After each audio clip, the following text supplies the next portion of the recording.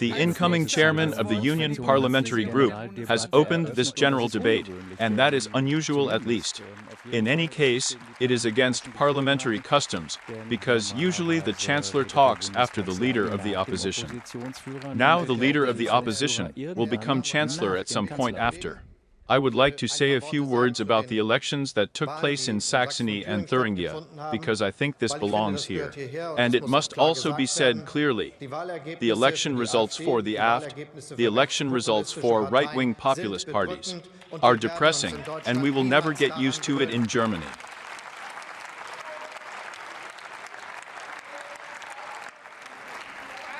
The AfD is bad for our country. The AfD will ensure that our country descends if it can implement its policy. The AfD has a human image that's from yesterday, a woman's picture that's from yesterday. And we will do everything to ensure that this political formation loses its importance in Germany again.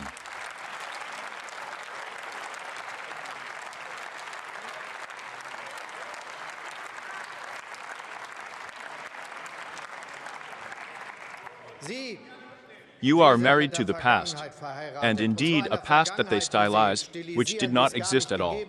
They are trying to bring the future to our country. And that's why this is the big debate here in Germany, in many countries in Europe, and incidentally also in the USA. The debate on the question of whether we in our countries believe that we have a better future and are making policies to achieve it, or whether we believe that we should be oriented only to the past and therefore enmity our country and lead it to ruin with resentment.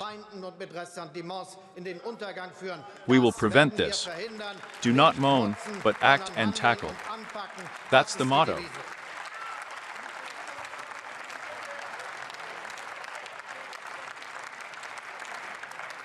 Our country is facing great challenges, and I think that we must, should, and will talk about these major challenges in this debate.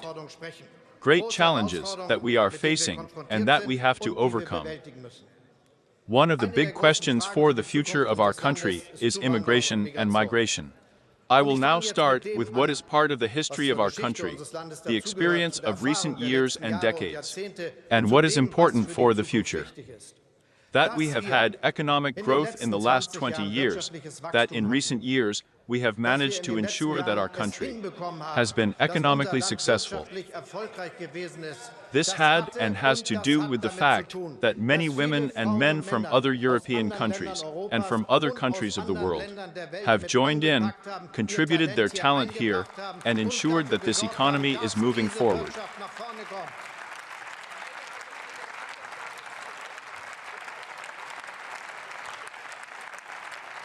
And because future conditions are being discussed, I want to say this very clearly. There are many countries around us, and bills of this kind are also available for us, who say that there will be a big economic problem.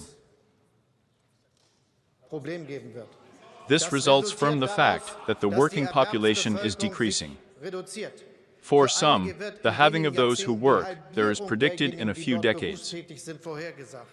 And there is a country in Europe that, just like some English-speaking countries, has the opportunity to make sure that we do not descend economically, because we find so many who want to get involved.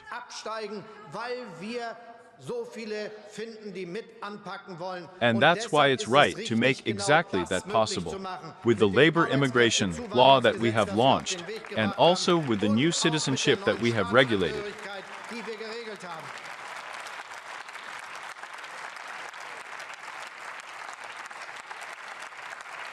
We are doing things the same way as in the USA, Canada, Australia, and other countries, which are drawing growth potential from this and saying, we want people to get started here, to learn the German language, to obey the laws, to earn a living, but then also to have a say.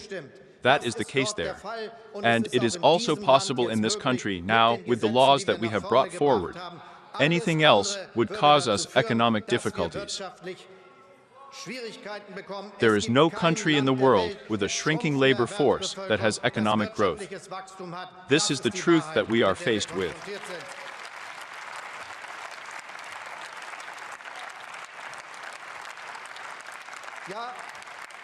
Yes, and at the same time, it also means that we are one country, especially before the experiences that we carry around with us in our history, the experiences and the tragedy of fascism and National Socialism. We are a country that offers protection to those who are politically persecuted, who have to run their lives, save their lives. And this is stated in our basic law, and we don't put that up for debate.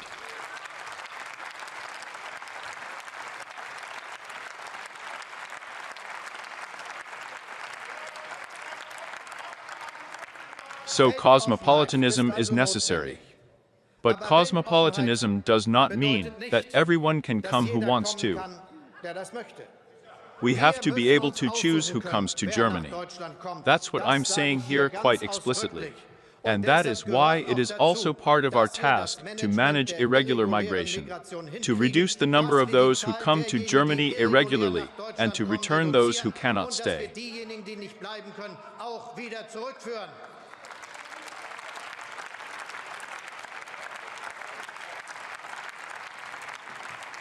That is why my government has ended the inaction of conservative interior ministers of CDU-CSU.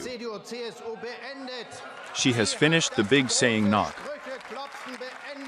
She has made sure that action is finally taken and done.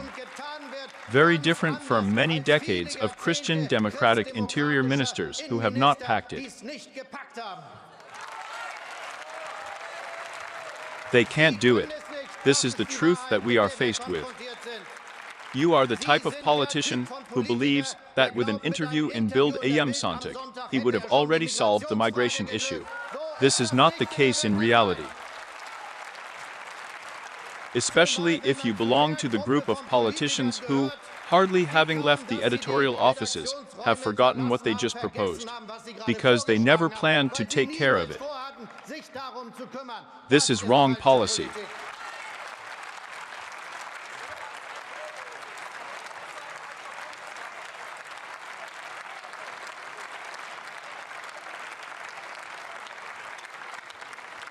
And that is why we have achieved the biggest turnaround in dealing with irregular migration in Germany on this issue as well. This government. We sat down in an arduous process when the numbers got bigger again. We have not made ourselves easy with any suggestions. We have made careful arrangements. And we have reached far-reaching agreements. For example, that the detention is extended for those who somehow always evade their deportation. For example, that you can look around in a refugee facility if someone is not at the place where he is.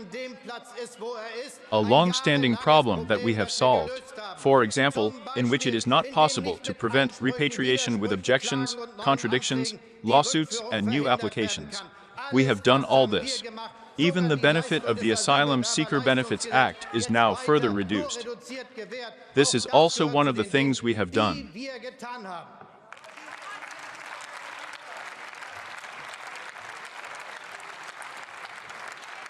Unlike you, we have even expanded the number of safe countries of origin. Sayings are knocking, nothing works out. They are the ones who create nothing.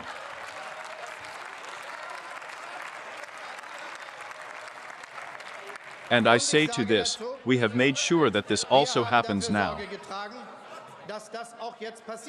The number of those who come to us has decreased because, for example, we have introduced border controls and have now decided at the beginning of this week that we will do this at all borders in Germany for as long as possible. We have had success with this, and we will continue this successful procedure, ladies and gentlemen.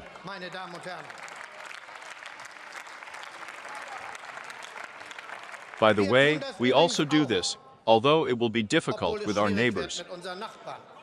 Some of you are now quite surprised that the neighboring countries are still there, that they say, "Oh, we don't think that's great at all." I think we have to get through this. It is now necessary that we endure this dispute as well. But it's part of it. By the way, also because so many women and men are sitting there with great hubris, I say explicitly, the power of the Federal Republic of Germany ends at the border of the Federal Republic of Germany. If you have not heard of it yet,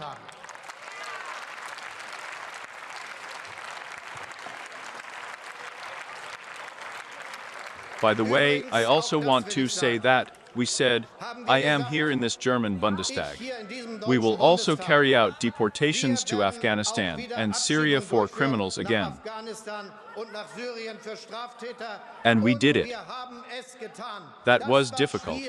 We were constantly asked, how does it work, and does it work? You just said that.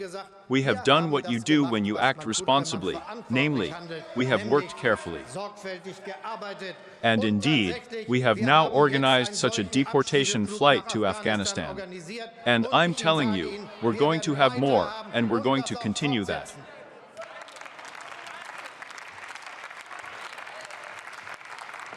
Ladies and gentlemen, we are now going to discuss a security package tomorrow in the German Bundestag, which we have launched, and which is also necessary.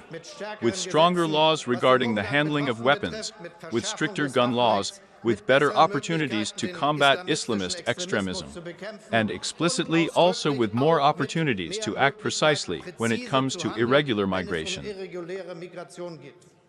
I want to say this clearly at this point.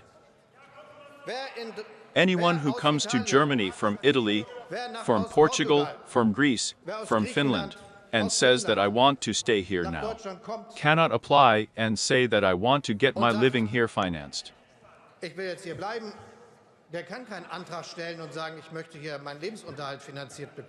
This is not connected with freedom of movement, and that's a good thing. Because there are 400 million inhabitants in the European Union, and if everyone could be there, I would come by and would like to have performances now that wouldn't work. And in fact, we are now doing the same thing with the existing laws, where we are now making sure that they are implemented. And the new laws that we are now launching, so that we say, yes, if your procedure has been or is being carried out in another country in Europe, then you have to get the service there and not with us. This is a matter, of course, that applies to 400 million residents of the European Union, and who also have to operate these procedures elsewhere. That's what we decided.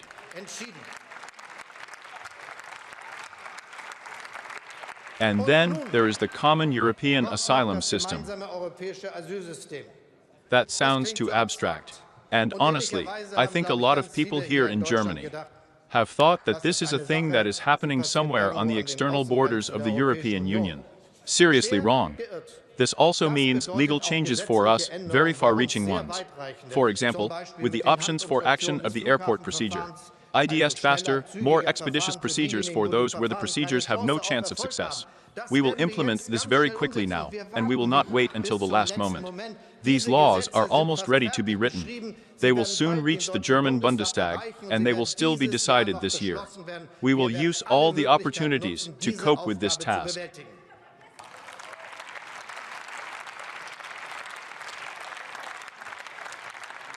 Mr. Bertz, then you offered that we also do things together. Yes, yes. They even offered to let me blow up my coalition. Would also be a great thing. But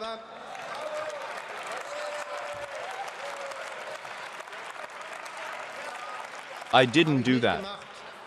But I tell you specifically, that was good that you made this offer. Because the citizens of this country do not want to experience any theatrical performances here. They want us to make serious policy. Seriously, I like to spell out to you how the word goes, but it's really the way politics needs to be done.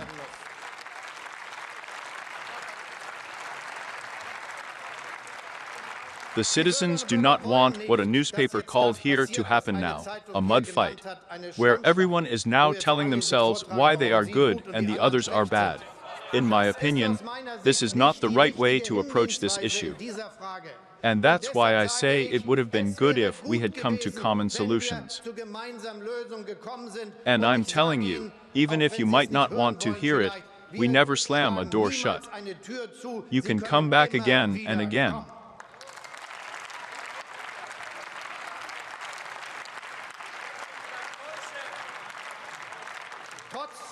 despite the bad experiences we had when this offer was already on the table a year ago.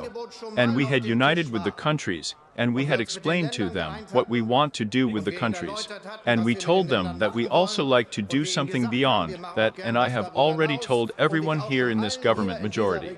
Prepare for it. I am very determined to come to an agreement and also to do things, maybe some of them are difficult. And I still remember one or another enthusiastic facial expression. It was so that they could not get away as quickly as one could even look. That's a problem. They hit each other in the bushes, and now again. This is not good for Germany.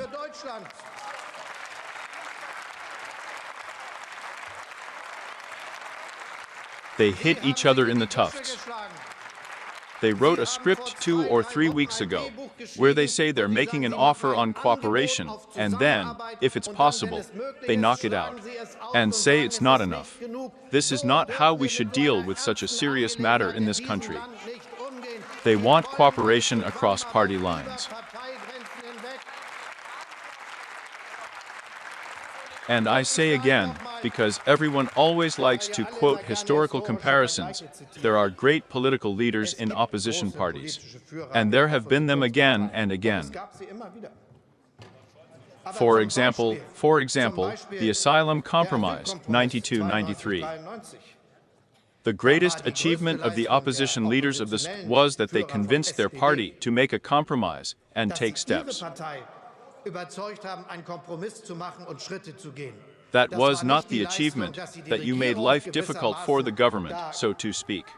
But you cooperated with the government on a nationally important issue, went to your party congresses, said, "We are doing this now. We are enforcing this now." Leadership is not about climbing a barricade, making a demand with a wild gesture. Leadership is that you turn around and are able to move your own people to a compromise. This is leadership, Mrs. Mers.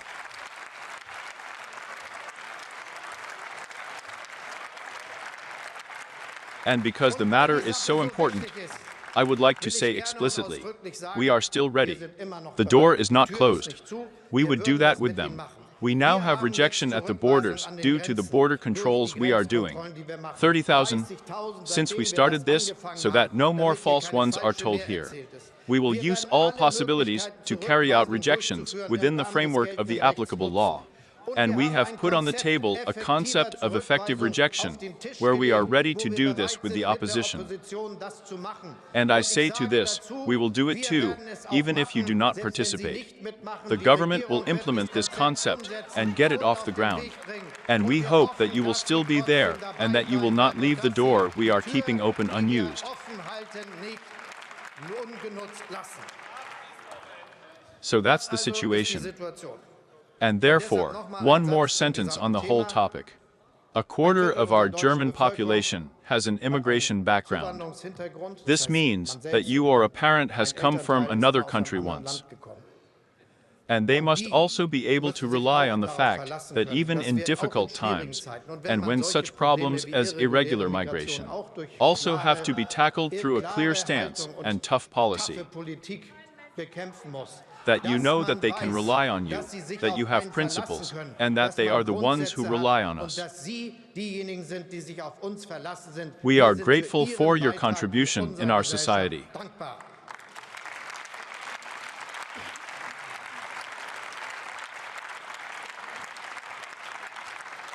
Ladies and gentlemen, we also have other major challenges.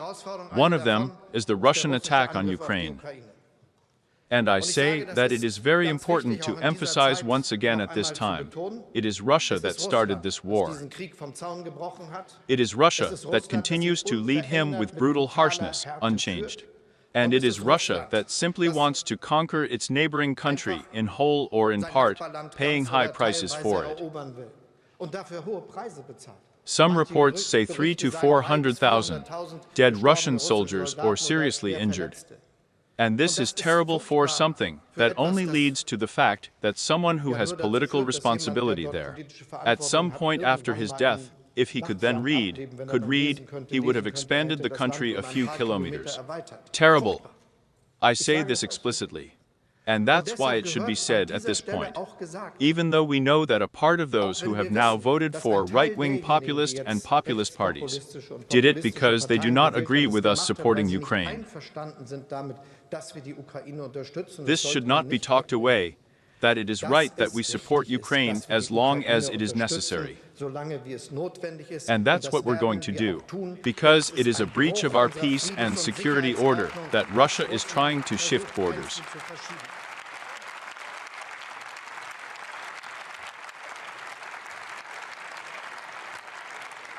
We will do this with our own resources. We will do this through what we have agreed together with the member states of the G7, the economically strong democracies. A 50 billion loan for Ukraine so that it can do what is necessary for its defense, for its country. At the same time, we will do everything to ensure that the opportunities to have peace are a fair peace that is not a dictatorial peace, not a surrender, that respects the integrity and sovereignty of Ukraine as an invaded country, that such a peace is always explored with. And we have done many, many things to make this possible, with peace conferences that have taken place all over the world, in Denmark, in Saudi Arabia, on Malta, in Switzerland, a big peace conference in Bergenstock in Switzerland. Now is the moment, now is the time when we have to explore what possibilities arise. And it is right for the Ukrainian president to say, and I repeat this again, that we need another peace conference. And then it must be Russia sitting at the table. That is the task we have to tackle now, to explore what is going on.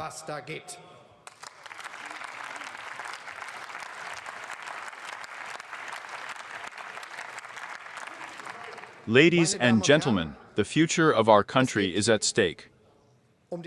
There are many uncertainties, especially in the rich countries of the world, and debates about how we conduct them here, it is sometimes important to make this clear, are also conducted elsewhere. There are surveys in the USA, in Canada, in Australia, in Europe, in many countries. And it is precisely in these rich countries that there is much less confidence in the future than in Asia, for example, in Africa. And this has to worry us, because of course the question of whether we want to penetrate the future or go back to the past is the decisive political question, as I said at the beginning. And that's why we have to do everything we can to modernize our society, to create the opportunities that are necessary for it, to actually succeed. And we have done a lot with the decisions of this government to ensure that there are changes. Changes that mean, for example, more investment in our infrastructure, for example, in our railways. Not with the proposal, like Mr. Merz, that we should then have fewer trains running, but with massive investments in infrastructure, so that this actually works out, so that the trains run better. We will have to invest billions for 10 years, have to rehabilitate entire horrors, because everything has been missed for decades. This applies to the roads, this applies to the radio masts, of which we have too few. This applies to the issue of the speed of approval of industrial facilities. And at the same time, we need to improve the growth potential of our country. We are doing this with the Growth Initiative, which is specifically aimed at getting out everything that is good and what is possible for the young people in our country, for the families. By saying we want to create better opportunities for young families, we are spending billions to ensure that the expansion of all-day activities in schools and daycare centers is now progressing. This is a decisive improvement. We make sure that there are more opportunities in vocational training and that prospects arise for the young people there. We make sure that those who need to learn a new profession also have this opportunity. And we are specifically fighting to ensure that older people have a perspective to work for as long as they want to. And there are 2 points that are important. One of them is when you are in your mid-50s or early 60s. Ask for a moment, by the way, for many decades, ask around what someone at 55, 61 believes when he loses his job, whether he will find a new one again. This is not so. Ask around how many are hired. That is why it is important that we improve these opportunities and prospects so that everything that we can get out of our country is brought out. But it is also important that we support those who want to work more. And this is what we are doing with the Growth Initiative, by supporting people to increase their working hours, and saying that companies can pay additional surcharges for this, by supporting the fact that someone can work voluntarily beyond retirement age and then gets support, because the contributions can be collected by himself, are paid to the pension insurance instead of by the employer. Or you get something from the pension insurance because you retire later. That is all we are doing, mobilizing our country, making growth possible, and looking ahead for a realistic perspective. Modernization is necessary for our society and for cohesion and for a good future.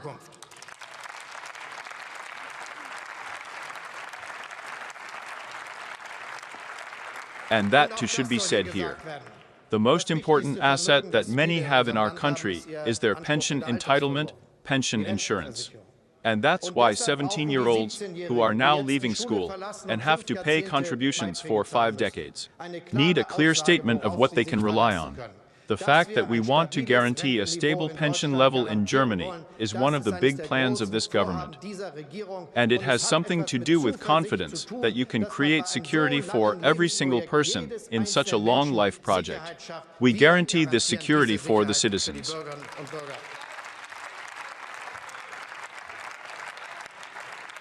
So there are many issues that are necessary for us to develop new dynamics so that we can move forward with our national economy. But we must not and will not shy away from the great challenges we are facing now. And that's why I think it's right that this Bundestag is discussing the issue of immigration, migration, and irregular migration, and how to limit them. I think it is right that we discuss how to guarantee peace and security in Europe and support Ukraine. And I think it is necessary that we discuss modernization, growth, and future prospects, and that we do not let the country be discredited by those who just want to drag it back into the past and threaten our economic future. Thank you very much.